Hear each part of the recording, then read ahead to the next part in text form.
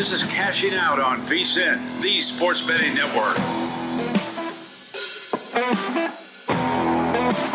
All right, welcome into Cashing Out with Joe Ceraulo, taking you into your Thursday. Here on the program, we've got a fun hour ahead. Some great guests, some great games to get to, some great stories like Luka's return to Dallas. Going to be joined here shortly by VSiN senior handicapper Wes Reynolds. Get us ready for Masters Week. I can't wait to hear what Wes has to say about the tournament we're all waiting for down in Augusta. You know, the most I can contribute to that conversation regarding the Masters is probably what I would have on my Masters dinner menu, which obviously is something that, you know, is a realistic thought that crosses my mind, given that the last time I swung a golf club outside of Topgolf was 4 years ago. Clearly, you know, the green jacket is something I'm after, but it's nice to think about that menu. I'd have to go surf and turf, right? Maybe we'll dive into that a little bit more later as I think of the Italian flair I would add to my menu. I know other hosts here at the network have been diving into that subject as the week has progressed, so it would only be right if, you know, me being the foodie I am, I chimed in, contributed with my Masters dinner menu.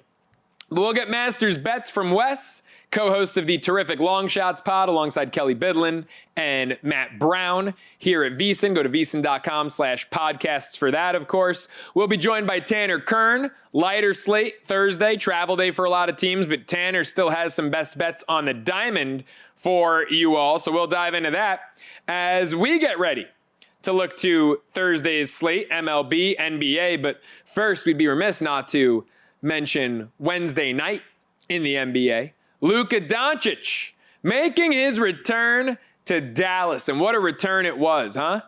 If you went Luka over on the points prop, I'll tip my cap to you. I didn't want anything to do with it because it was inflated so heavily, 3 to 4 points higher than his points prop in each of his last 10 games. He's been living 26.5, 27.5, was 30.5. Because of the emotion, because of the platform, Luka in Dallas, his return, he made 30.5 look like it was nothing. He made it look like LeBron makes a single-digit number look. He's got that double-digit streak that spanned, over half my life by now, right? Luka treated 30.5 like it was LeBron, putting up 10 for a 1,000th straight game. 45 points in his return to Dallas. 8 boards, too, 6 assists, 4 steals, over on the steals prop. But Luka Doncic, emotional return, was crying during the video tribute the Mavericks put up before the game, which, by the way, what a joke for the Mavericks. I mean, obviously, we all knew they were going to put up a video tribute, but what a joke. To me, I equate that to like showing up at someone's funeral when you hadn't called them in 5 years to see how they were doing, right? Don't put up the video tribute now that it's over. You could have kept the guy. Dallas could be in this cluster between the 3 and the 8 seed right now if maybe they just kept one of the best basketball players alive. What a disgrace the way that that's run. And it's not just Nico. I mean, Nico is a big part of it, maybe the biggest part of it, but it's this new ownership group with the Adelsons buying out the majority from Cuban. I mean, they've got their head up their rear. Right? This would have never went down. And I know people say, oh, well, GMs make trades. If Mark Cuban was still the majority owner, this would have never went down. But instead, you've got some really wealthy people who are sans clue, without a clue. I mean, come on, Adelson's kid is like my age running the Mavericks. I think pretty highly of myself. If you didn't already know that, you haven't been watching the show that long. I don't think I know how to make executive decisions running an NBA team. What a joke down in Dallas. Nico, the Adelsons, all of it. Cuban would have never let that happen if he was still majority owner. Never in a million years. Cuban looked disgusted. Did you see him? He looked disgusted the numerous times that the camera panned to him when Luka was putting up a 45-piece. Extra sauce. My goodness, what a showing. Lakers cover 4.5. That was the play I liked. I'll admit, I said stay away from the points total. It scared me. Scared money don't make money, obviously. But while I wanted nothing to do with Luka's points prop, Lakers minus 4.5 was the direction I liked. I just didn't get to the counter on it because I don't bet a lot of the NBA. But that was the side, and that was obviously the right side. came out a little cold. Dallas came out a little juiced in the first quarter. Final 36 minutes, once the first quarter ended, it was all Lakers really slow and steady for a little bit. And then they twisted the knife in the fourth quarter. But it was all Lakers the rest of the way, never in doubt in that 112-97 victory for LA. LeBron, by the way, also added 27 in that one. Big night for the Lakers, 49-31.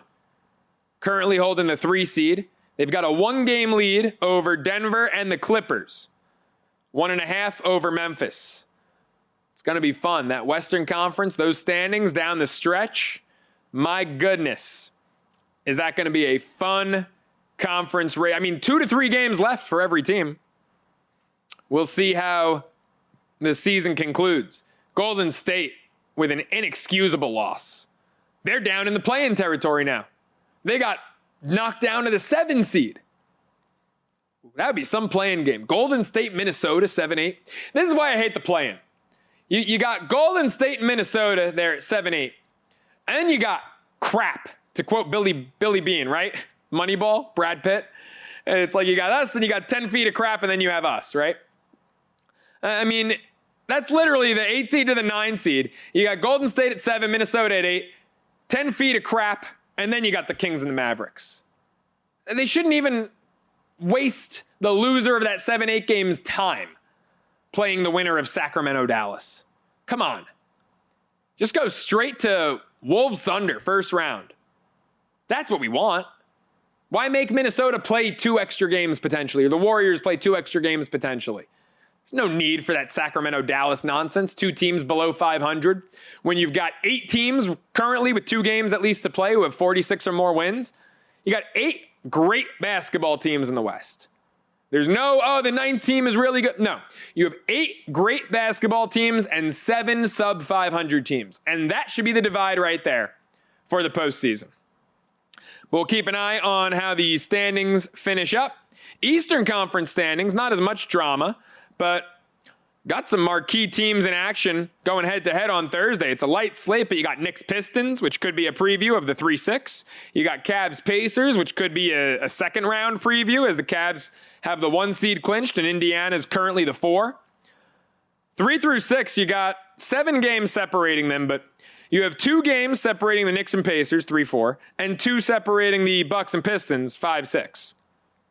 With 2 to 3 to play, I don't foresee any movement there.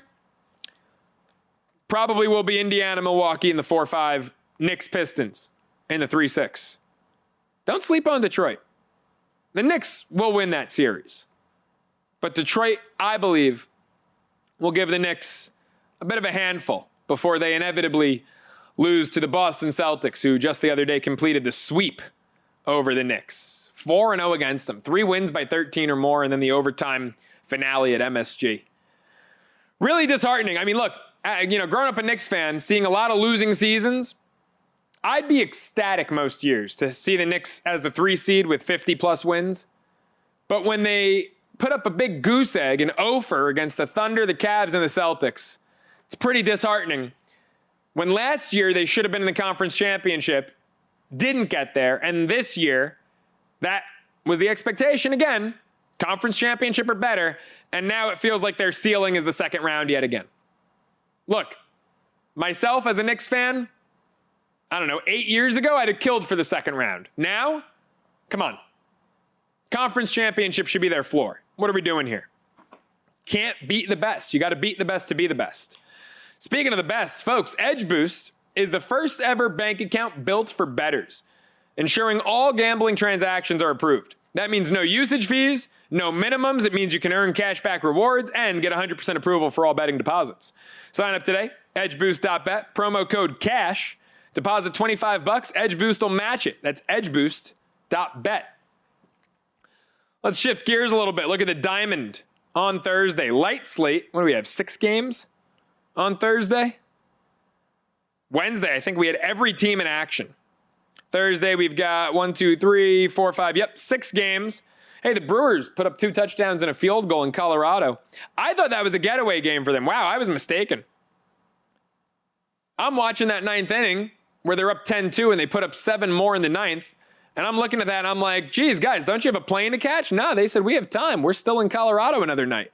Quinn Priester, former first-round pick by Pittsburgh, going to be making his season debut for the Brewers, his Brewers debut, opposite Ryan Feltner for the Rockies. This one's a near pick'em. Wow. Milwaukee, minus 15 cents. Rockies, minus 5 cents. The team that just lost 17-2. Interesting. Saw some notable pitching matchups pop up on your screen right there. Blue Jays, Red Sox, as the Bosa. What's up with the Red Sox? They start 1-3. Then they win 5 out of 6, including a sweep over St. Louis as their opening series at Fenway. And now the Blue Jays come into Fenway. The team that just gave Vladdy Jr. a half a bill with a B. A team that I thought should have been sellers in March. Destined for the floor of the AL East. Well, Toronto's 8-5 after winning the first 3 of this 4-game set against the Red Sox. Walker Buehler, opposite Chris Bassett. How about Seabass? Former Met, Chris Bassett, 1-0 with a .71 ERA to start the young season. Buehler, 1-1 with an ERA near 9. None of it means anything this early. But Buehler's going to go out there to try to prevent the Red Sox from falling victim to a 4-game sweep against Toronto. This is baseball early in the season, folks, right? Boston looks hot as hell. They win 5 out of 6. Put up 18 runs Sunday Night Baseball, back end of a doubleheader against St. Louis. And then, boom, they've dropped 3 in a row to Toronto. You can't make it up. It's an unpredictable game the first month or so of the season. More cashing out up next. Wes's winners. It's Masters Week. You don't want to miss it.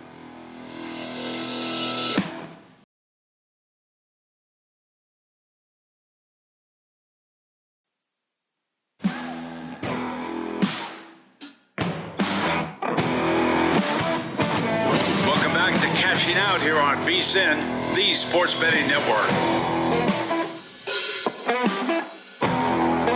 Cashing Out continues with me, Joe Ceraulo, getting ready to take you into your Thursday right here on VSiN. And who better to take you into the opening round of the Masters than our friend, senior handicapper here at VSiN, also co-host of the terrific Long Shots podcast. Make sure you check it out, vsin.com/podcast, and wherever you get your pods. Alongside Kelly Bidlin and Matt Brown, it's our friend, Wes Reynolds, joining us for Wes's Winners. My man, how are you? How excited are you to finally get the Masters underway? Yeah, Joe, we're about 6.5 hours away from the first tee time. So, yeah, ready to get this going, all the anticipation, and they had the par 3 today and all the events. So, looking forward to it, man. See if we can land on a winner here and get that green jacket to match the one I wore on Long Shots. Yeah, it was funny. We were talking during the break there about how for you as a terrific golf capper, the Masters is kind of like the Super Bowl, where we spend so much build-up, so much time previewing it, especially you in your case with all the ample guest spots and everything, and it's like, all right, can we just get there already? It's how I certainly felt 2 straight weeks of doing 3-hour shows by myself talking about the Super Bowl nonstop. But Wes, let's get to some of your outrights here. You've got quite the board. Let's start with the shortest shot that you're playing. Also, your favorite golfer from the live side of things, I'd imagine, in this. Who do you like? Yeah, John Rahm, I played at about 1650, 17 to 1, and you can kind of get him in the market. I still think at about 15 or 16. The guy won 2 years ago, of course, in 2023, after he took a double bogey on the first hole and then shot 13 under the rest of the tournament to win by 4. And he didn't win last year. He's T45. It's tough to defend, by the way, at the Masters. If you're thinking Scotty Scheffler, and look, if anybody can do it, he can. But nobody's defended the Masters title since Tiger Woods in 2002. There's just so much pressure. There's so many things that can happen. So John Rahm didn't defend last year, and he had just left for live. So, maybe there was a little bit of, hey, did I make the right decision? I'm not used to this. And just wasn't at his peak. And I think if you look at him, Joe, this year, he's been very consistent, even though he hasn't won. He won twice last year on the LIV Tour, never finished outside of the top 10. And if you look at the form, 2nd, 6th, 6th, 5th, and 9th so far this season. So I think he's maybe now a little bit more at peace with his decision. He's like, well, I made my decision, I made my bet, I'm going to lie at it. And I think getting back to the Masters, though, getting back where all the great players are going to be in the field this week at Augusta, that's going to get his juices flowing, I think, really this week. And still, really high on the numbers when you look at approach and you look at strokes gained tee to green, one of the best in the field, and just has the overall game, I think, to get it done here at Augusta. So he seemed like he was in good spirits and in good health. So John Rahm, I think maybe a little bit forgotten, despite the fact that he's third or fourth on the odds board. All the talks on Scotty, all the talks about Rory, Morikawa, who I also bet is a little bit of a buzz guy. But not a lot of talk about Rahm, but I think might be talking about him on Sunday. Yeah, so you like Rahm. You mentioned Morikawa. You snuck it in there. You've also got to play on him. What about his game do you think plays well to Augusta right now? Well, despite the fact that he's been getting a little churlish and surly with the media of late, certainly a clip that went viral this week at the press conference, Morikawa's irons and that strokes gained approach is what you want to look at for iron play. Also, you can look at greens and regulation. These are what he's back to what he was when he won those two majors in 2020 and 2021 at the PGA. And then, of course, at the Open Championship the next year. He is number one on strokes gained approach.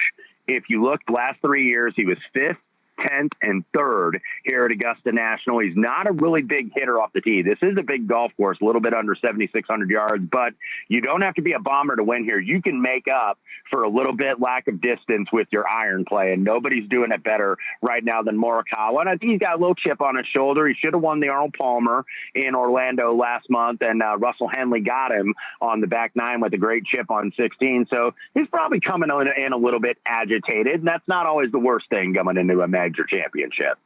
So, Wes, you mentioned, Scotty and Rory, and obviously they're the two short shots, then draw the line. There's the separation with Rahm and Morikawa and the rest of the bunch. Obviously, those prices are not great to take Scotty or Rory outright.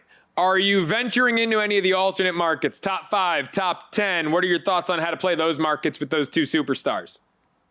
Yeah, I did lay $1.30 on Rory to go ahead and finish top 10, and I may add him because it's kind of like my gut is telling me he's going to be in the mix for this thing. I really believe that. This is the best form he's been in. He, of course, won the Players' Championship last month. He won it at Pebble Beach, so he won 2 great events against really great fields. And, the whole key for Rory, Joe, I think, is he's got to get off to a good start, and that's what he hasn't done at the Masters. If you look since 2019, he was 7 back. Then the next year he's 10 back. Then he was 11 back. Then he was 6 back. Then he was 7 back. Then he was 6 back. This is off the first round lead, how many strokes he was behind that first round leader. And when you're that far back, as talented as you are, and he's made a couple runs at it, it is so hard to make up that kind of deficit, even if you're one of the best players of the generation with Rory McIlroy. So I want to see maybe if he's like 3 or 4 off the lead. If he's like 3 or 4 off the lead instead of being 6 or 7 or 8 off the lead, I think he's got a good chance to win this thing, and you can always add. And the price isn't going to drift as much or dip at that much from, I think, what he was pre-tournament. In terms of Scotty, I didn't really play anything on Scotty. I didn't play on him. I didn't play against him. He certainly played well at Houston, finished second behind our guy Minwoo Lee that got the winner for us a couple weeks ago. But he's peaking. I don't want to go against him, but it's hard to defend the Masters Championship. It's hard to defend that green jacket. I guess if anybody can, he can, but history's not on his side necessarily. I like the analysis there with Scotty and also with Rory, the potential live approach as well as the top 10 approach. Wes Reynolds with us now on the Progressive Guest Line. Follow him on Twitter at Wes Reynolds1. Make sure you also check out Long Shots, our signature golf podcast here at VSiN, hosted by Wes, Kelly Bidlin, and Matt Brown as well. Wes, I want to ask you about Justin Thomas. He's a name I've been hearing a lot about this week, sitting there 25-1, seems to be a fairly well-liked play. And then obviously you've got the caddy drama, how his caddy has a back injury. He's bowed out of the tournament, but Max Homa just fired his caddy, who Thomas is really good friends with. And now Max Homa's former caddy is going to be working with Thomas. How do you think that'll play out? What do you like about Thomas this weekend? Yeah, I bet this probably about a month and a half ago, and we haven't really seen a lot of price changing, even though he has not won yet this year, Joe. But he's been in good form. He's been consistent. He's got 3 runner-ups this year, and I think he's getting close. He hasn't won in about 3 years. Last time he won the PGA Championship at Southern Hills in 2022. But, yeah, you're right. Matt Minster, who was Justin Thomas's caddy, former Patrick Cantlay caddy, by the way, out with the back injury. So it's going to be Joe Grenier, who Max Homa, who's really had a struggle here in 2025 and really dating back to middle of 2024. They parted ways, so he's going to be on with JT, so maybe we walk down Narrative Street here. But Justin Thomas, the approach has been good. He's 8th on the PGA Tour, 7 top 10s in his last 11 worldwide events. So JT, I think, is getting back to that. He seems to feel good about his game, where he's getting back to where he should be, which is a top 5, top 10 player in the world. So I have JT. I bet this. I didn't bet that this week. I bet it about a month and a half ago, but same price. I'm going to stick with it. Wes, to round out your outrights, Patrick Cantlay 40-1, Minwoo Lee and Robbie McIntyre both 60-1.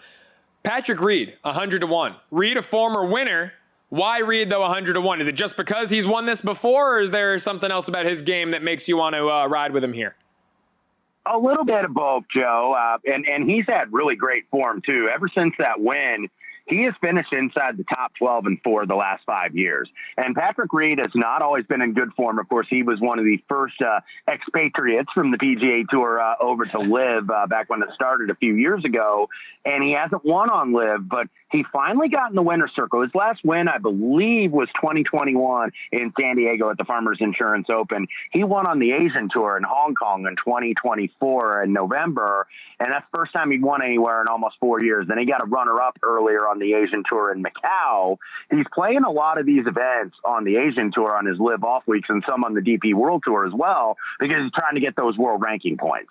He's trying to get those points to be in all the other majors, because he's in the Masters for life because he's a former champion, but he's trying to get in the U.S. Open, trying to get in the PGA, trying to get in the Open Championship in July. So best way to do that would be to win the Masters or at least come really close. And I just thought kind of a big price on a guy that is so good around the greens. Like, he understands these fast greens, seemingly makes every tough putt, very good chipper on around this short grass. So I think Patrick Reed is a guy, I would shock me if he is actually on the first page of the leaderboard come Sunday. I think he's in good spirits. He's playing good golf. He's got a win back in November, so he broke that drought. So Patrick Reed, I think, is a very good go. 80, 90, 100-1, I think, is where he is in the market now. Wes, as always, fantastic stuff, my friend. Really appreciate the analysis, and I'm looking forward to the Masters finally getting underway in a few short hours. Thanks so much. You bet, pal. Thanks for having me. Make sure you follow him on Twitter at Wes Reynolds 1 and check out Long Shots with Wes, Kelly Bidlin, and Matt Brown. VSiN.com/podcasts. Best golf analysis out there. Long Shots. More Cashing Out with Joe Ceraulo after the break.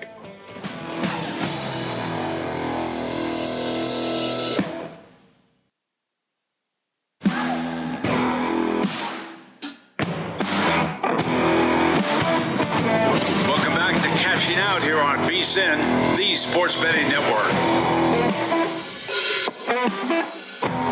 Cashing Out continues with me, Joe Ceraulo, taking you through the late hours of your Wednesday night into your Thursday morning here on the program. And we've got a light but intriguing MLB slate on Thursday. It's a getaway day for some. Who better to break it all down with via the Progressive Guest Line than our friend, content creator over at DraftKings Sportsbook, Tanner Kern, as he joins the program. Tanner, how are you, my friend? What's been your early takeaway from betting baseball this season? Because, frankly, I'm a little fed up with the early results.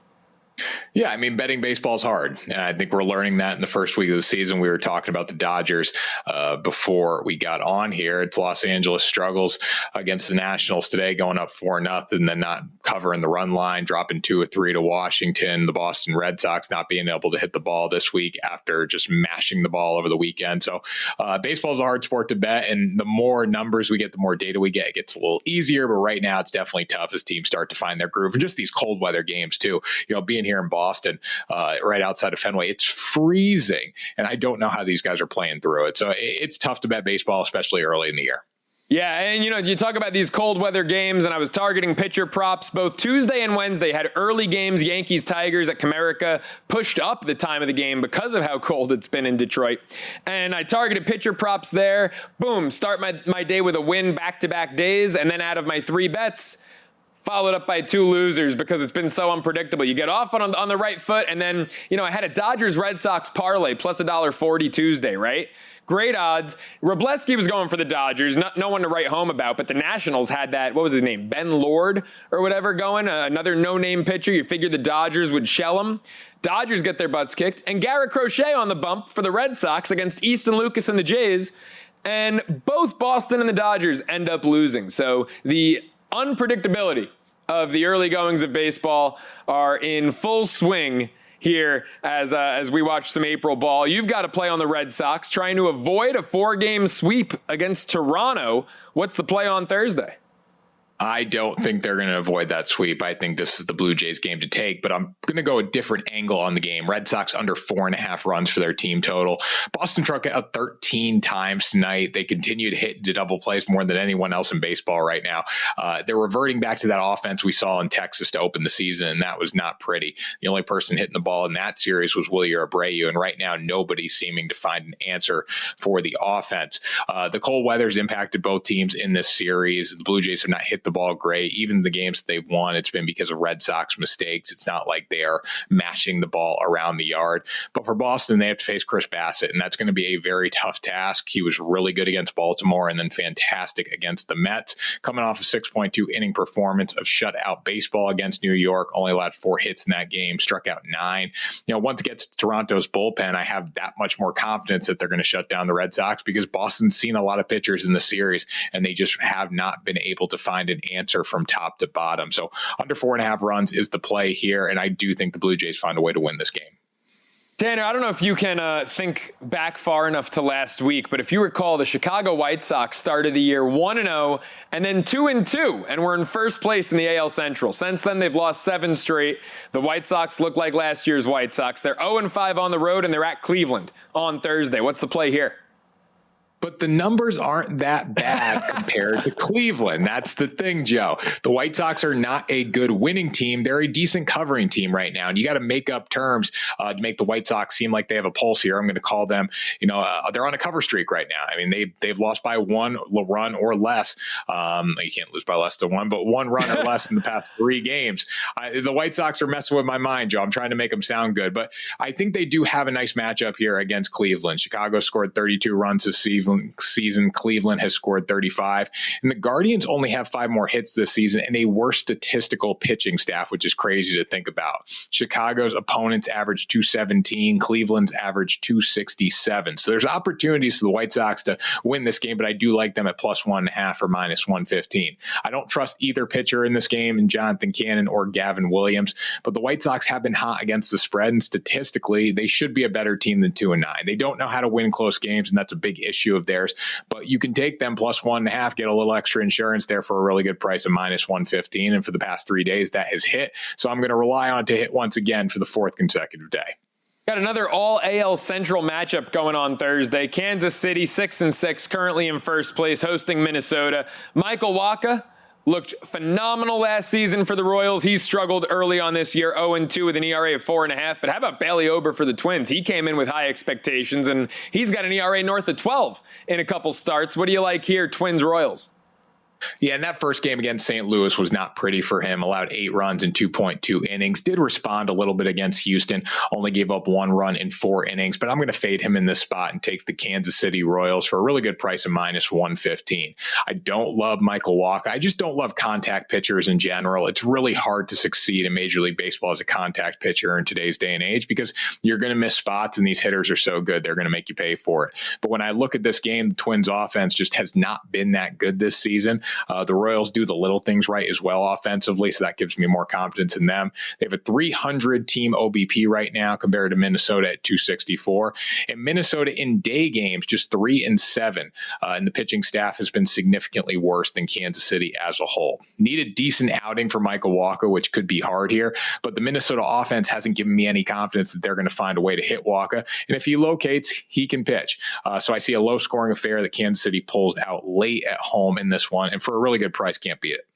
Hey, how about the Angels and Tampa Bay? The Angels don't look now. I mean, they've fallen out of it after Wednesday, but Wednesday morning when they woke up, they were in first place in the AL West. This team has scored more runs than any other AL West team. They've allowed the second fewest runs of any team in that division. I mean, I had them pegged for fifth and last place in that division preseason. It could be fluky. They could be onto something, though. What do you like here, Angels-Rays series finale?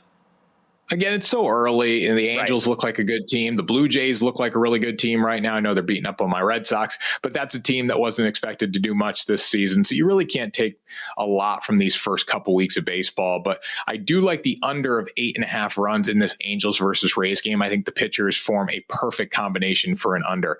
Jose Soriano and Zach Littell are going to be on the mound. Both have been really good this season. Different styles. They each have whips under 1. You know, Soriano's a really good strikeout pitcher. A little less accuracy. He's going to win with power more. Where Littell's been that contact guy, he's going to win with accuracy, but he does have the ability to get hit if he doesn't locate, just like every single contact pitcher in Major League Baseball.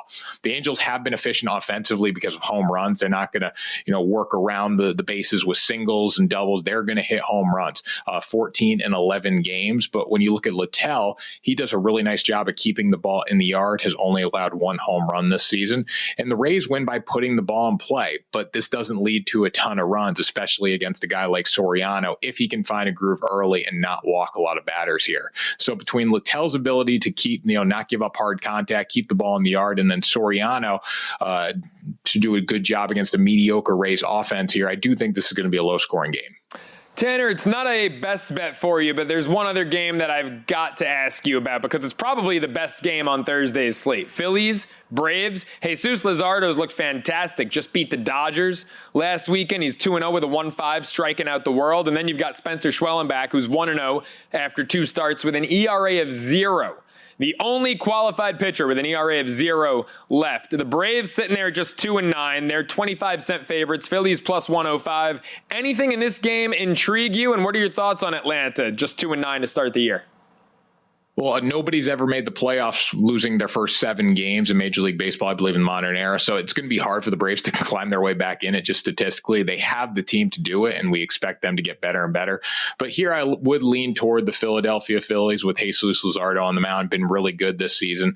Not that I don't like Spencer Schwellenbach, but I just trust Philly's ability to compete and win games. I mean, we saw it against some really good teams so far this season. They've been great offensively, and that's going to make the difference here, where Atlanta has struggled to find the big hit in key spots this year. So for plus money, I will be gladly taking the Phillies here. No play for me right now in this one, Joe, but if I am making a bet here, I'm leaning towards Philadelphia. Tanner, really appreciate the time and the analysis. As always, thanks so much for hopping on, my man. Thanks for having me, Joe.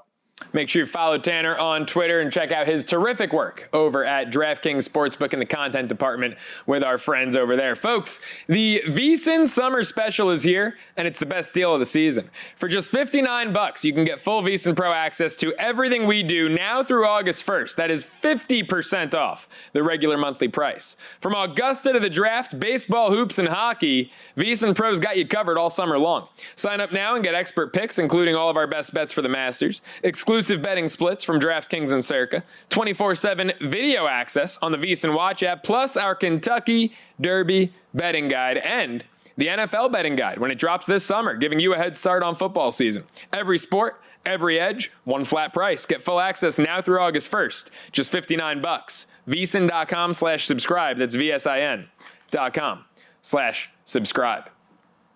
I can't wait personally for that Phillies-Braves matchup on Thursday. Spencer Schwellenbach. I said maybe he's a year away because he's young. I said he's promising. I don't know if I'd get there in the Cy Young market. It's early. I know it's 2 starts. Hasn't allowed a run yet. The kid is special. I'd be curious to look at his Cy Young odds. More cashing out with me, Joe Ceraulo, after the break.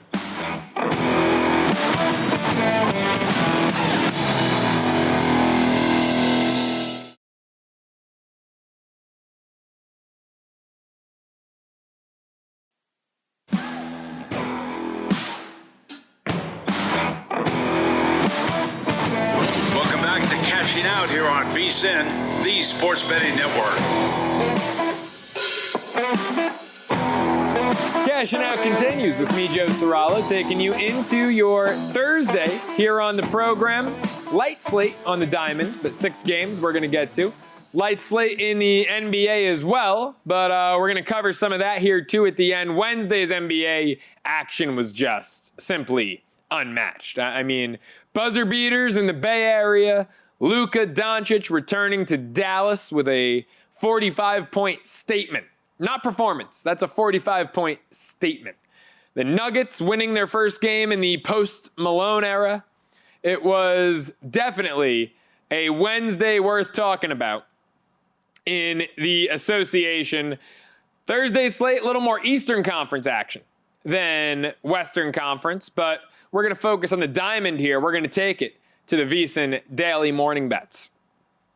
So I've only got one best bet, Thursday's slate. A little fed up with some of the early season baseball shenanigans. Dodgers can't cover a run line in D.C.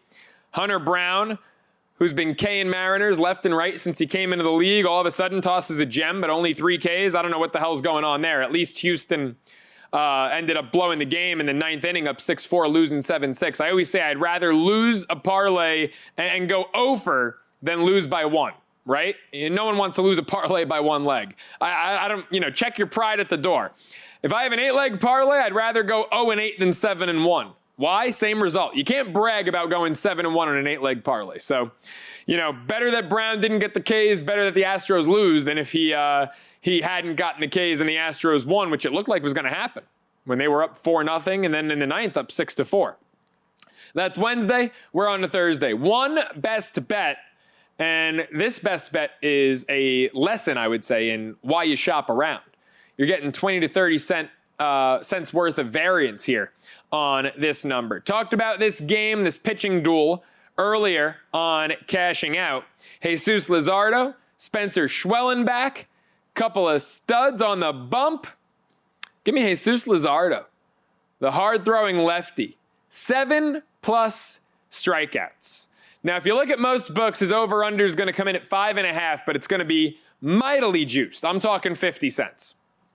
No one's laying 50 cents for a K-prop in April, I would hope. I sure as hell am not.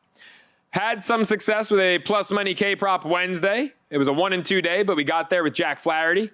Over 6.5 plus $1.25. He had 7 in 3 innings. Let's see if we can get 7 with Luzardo. Now, I said this was going to be a lesson in shopping around as the Phillies conclude their series with the Braves. This is plus $1.20 at DraftKings. I got it at Boyd plus 145. Boyd, FanDuel, plus $1.45. Make sure you shop around. Big difference there for the same number. Luzardo, off to an incredible start to the year. 19 strikeouts, 2 starts, 11 in his debut against the Nationals, 8 on Friday in his win against the Dodgers. I mean, he made Shohei Ohtani and Mookie Betts and company look like a minor league lineup. He dominated the Dodgers last Friday. Now he's going up against an Atlanta Braves lineup that, let's be honest here, has looked like a minor league lineup to start the season. The Braves have looked abysmal. They come in with the 5th most Ks per game. Not a category you want most associated with your name on. But Atlanta ranking 26th, that's 5th worst. 9.6 Ks per game. I know it's early. It's 11 games in. I get it. I'm not harping on that. But it still ain't pretty. Might be early, still ain't pretty. 9.6 Ks per game. Over their last 3, that's 2 with Philly, 1 with the Marlins, that's 9.3 Ks per game, so that number hasn't really changed much. You look at current Braves hitters against Luzardo, no one's really had a lot of success. They've got, 6 guys who have faced him 8 or more at-bats. Only 2 of them have averages of 300 or better. Austin Riley, 4 for 18, 6 strikeouts. Matt Olson, 3 for 18, 6 strikeouts. Michael Harris, how about him? 1 for 8, 5 strikeouts. Arcia, 1 for 8, 3 strikeouts. All in all, current Braves hitters, 84 at-bats against Jesus Luzardo. They have 27 strikeouts. It's a 32% K rate for a team that's averaging over a K per inning.